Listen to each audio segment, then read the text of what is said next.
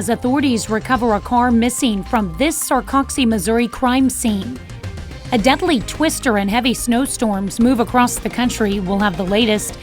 And scientists turn to in vitro fertilization to help save the rare white rhino. The 4 states' most watched news starts now. Authorities find the stolen car connected to a homicide investigation that started nearly 2 weeks ago, but detectives are still searching for a suspect. This is KOAM News at Noon. I'm Tanya Bach. Topping our first 7 minutes, a piece of the puzzle turns up one state and 500 miles away. On January 13th, officers found 46-year-old Becky Sanders dead in her Sarcoxie, Missouri home and her car missing. Authorities began looking for a person of interest in the case. This man, Justin Stevens, from Coleman, Alabama. According to police reports, Stevens and his sister arrived in the Sarcoxie area on January 1st, and he was last spotted at a Sarcoxie Come and Go on the 13th. The car was found just outside of Bowling Green, Kentucky last Thursday. The search for Justin Stevens continues. Law enforcement in Craig County are investigating after an active shooter call put Veneta Public Schools on lockdown yesterday. We first reported the lockdown during our noon broadcast. School is back in session today, but detectives are still trying to figure out who was behind the phone calls. Investigators say at one point they were getting threats every 15 minutes. Amy Kaufman has the latest. We heard that there was a shooter outside, and then we also heard there was a shooter inside, so we didn't know what was true. Veneta High School student Tucker Winfrey says he and his classmates were put on lockdown earlier today after an active shooter threat was called in. Winfrey's classmate Wilson Rife says he never thought something like this would happen in Veneta. She said we need to go in lockdown and lock all the doors. And we all just got in the corner and hid. Throughout the day, Craig County deputies and Veneta police officers responded to several different places in addition to the high school. The Veneta McDonald's and several other buildings downtown were evacuated. Officials at the scene say someone would call dispatch every 15 to 20 minutes describing people and cars and threatening to shoot and blow things up. Many people in town became very concerned. And I just saw, a lot of worried people, a lot of scared people. So I wanted to do everything that I could to comfort the families. Trinity Baptist Church member Ray Delcor says he went to the school and prayed with about 40 different families in the parking lot who were concerned for their children. Eventually, Oklahoma Highway Patrol troopers escorted students out from each of Veneta Public Schools buildings at the end of the day.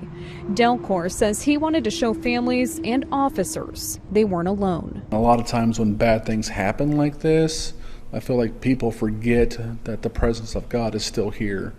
So I just wanted them to know that I care, and most importantly, God and the Lord cares.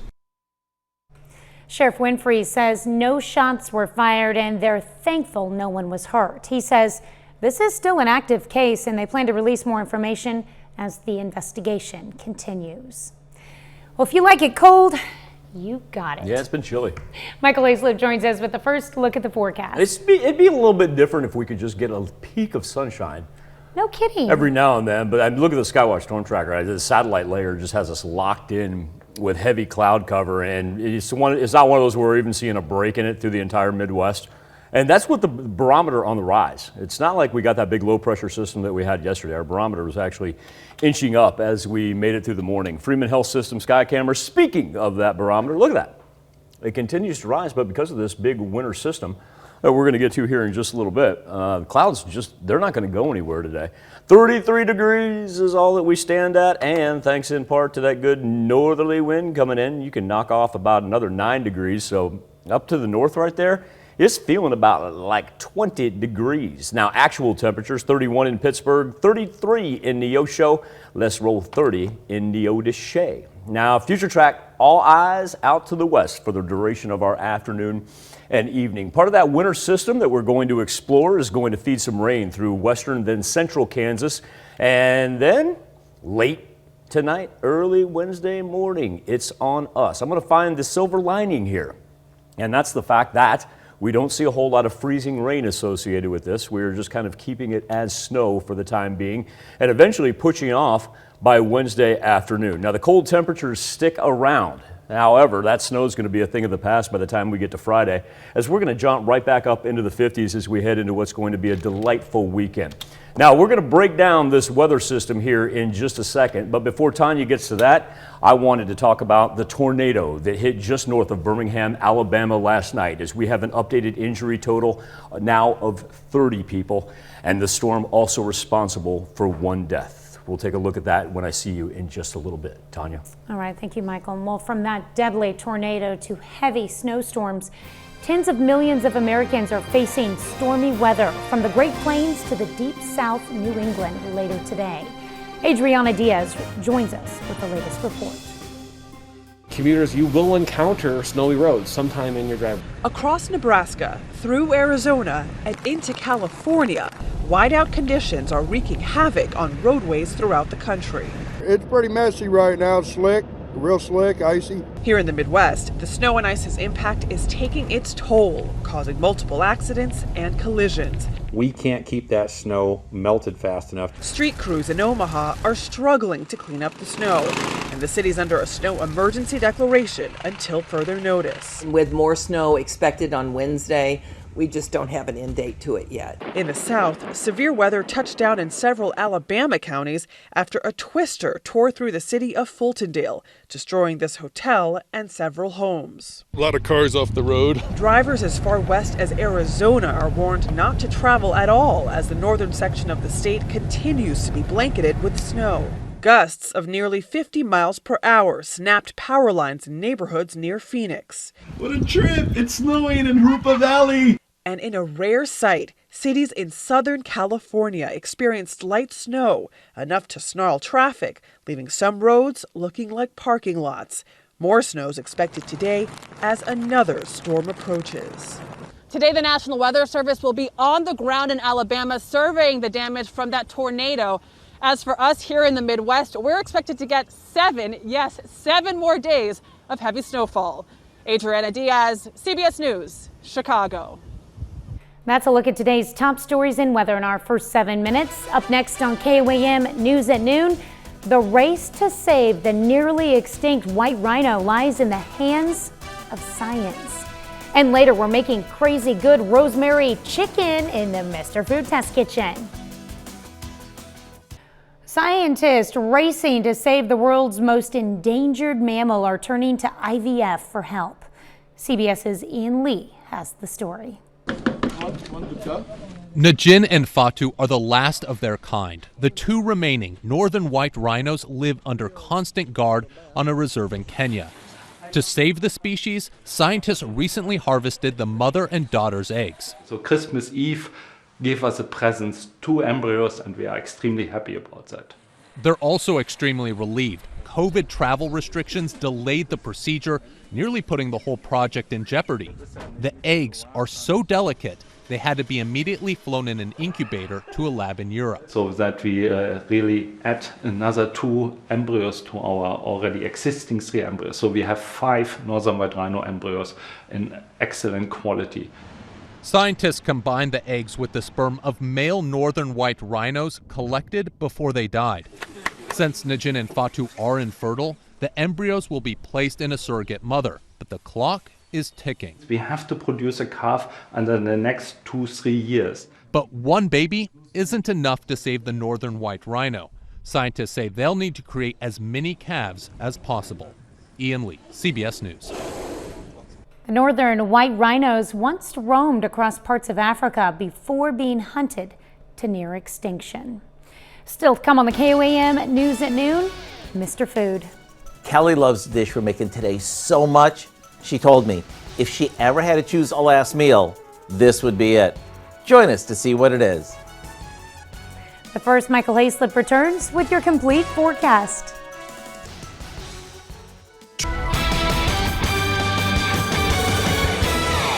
Hope you're staying warm on this Tuesday. I want to do just a little housekeeping before we transition into the snow that's going to arrive late tonight, early tomorrow. Now, this is our January 26th almanac, but that's our precipitation specifically from January 25th. That 1.31 inches recorded at Joplin Regional Airport means we we broke a record for January 25th. Previous record, 0.94 inches that dated back to 1989. That's a pretty fair amount there for January as a whole, as we've now eclipsed the 3-inch mark. A look at the Skywatch storm tracker. Yeah, it's kind of one of those blah days outside, thanks in part to the cloud cover, but we have been able to get rid of the snow that we had on the eastern edge of southwest Missouri. Still a little bit of mist out there, but it's not going to impact travel, even though we find our temperatures below 30 degrees. Kind of got lucky past couple of days. Ground nice and warm, did a little soil temperature check, and don't need to worry about anything freezing over, at least for this afternoon. That's going to change, though, by the time we get into tomorrow.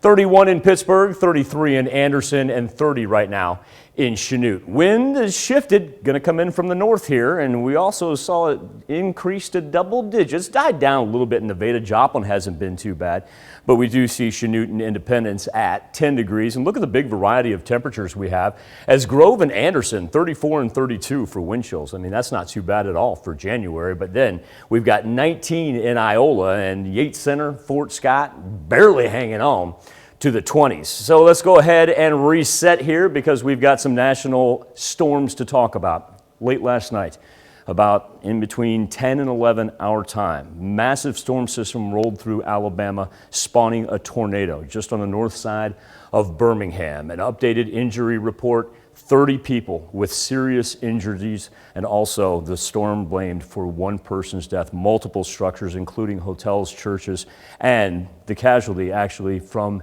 a house where a person was trapped in the basement with their family and their small children. Now, small children, they were able to make it out. It was the adult parent who did not.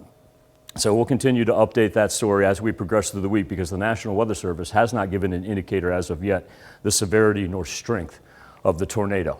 On top of that, we've got multiple winter storms in the contiguous 48. This one wrapping around the Great Lakes all the way to the East Coast. Then we've got one that originated down here in the southwestern portion of the United States in the trough of the jet stream. So when we talk about our watches and warnings full scale, we're looking at more than 110 million Americans that are in the midst of a watch or warning of some type associated with these storms. Now, as this thing graduated over to the Great Lakes, we were able to lose that line of winter weather warnings that we had that stretched really from about Kansas City all the way through Ohio to central Pennsylvania. So that's a little bit of good news right there. But I mean, even though this is mountainous region, we usually don't see a whole lot of purple out there in California as far as what they go. Now, we've been able to avoid the winter weather, even advisories. So even though we've got a little snow coming, doesn't look like it's going to be too bad.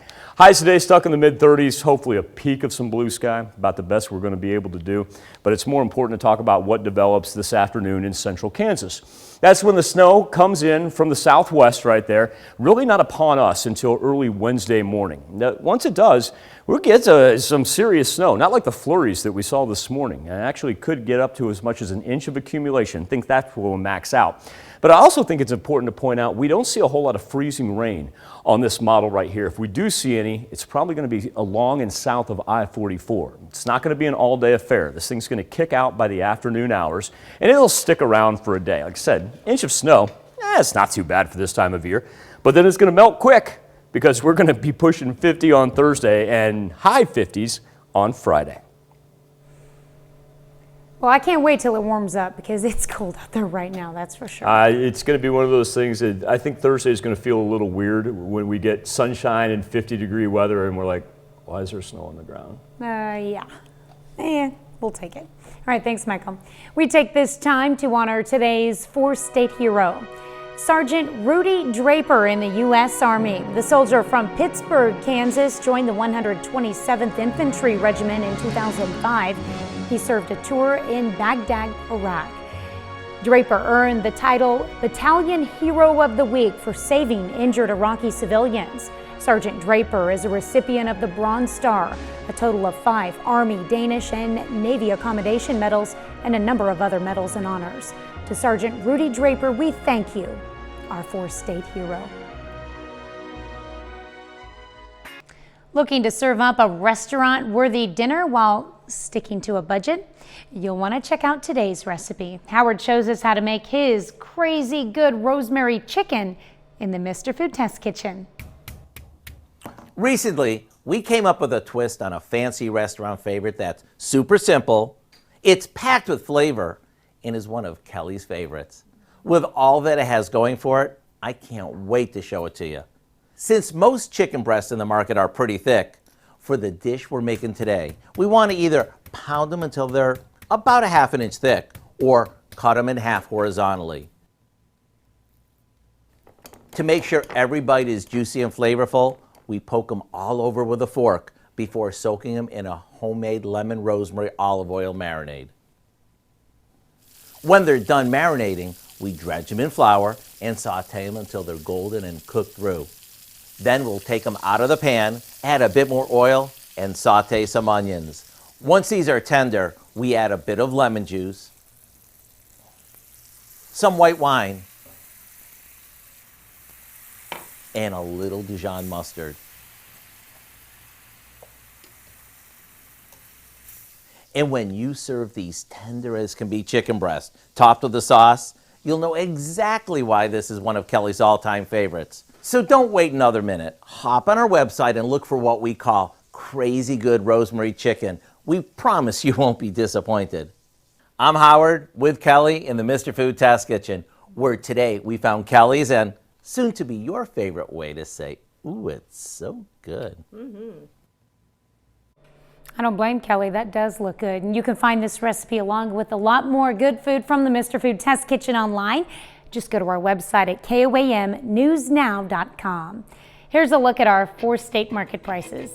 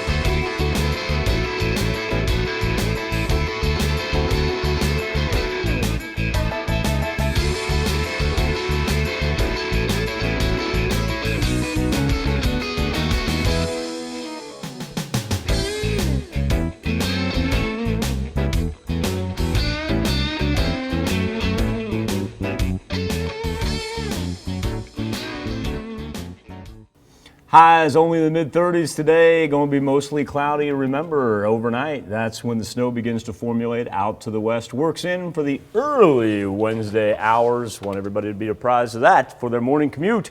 Should be done with it by noon. Then we get to warm up as we head toward the weekend. Now, I ask you this, Miss Tanya Bach. What's coming up tonight at 5? Well, coming up tonight at 5, President Biden is encouraging a new effort to reopen schools for in-person learning now that COVID vaccination drives are underway. But teachers in some cities and their labor unions are pushing back. Plus, Amazon's hiring 300 employees in the Joplin area. We speak with the Southwest Missouri Workforce Center about the thousands of jobs available.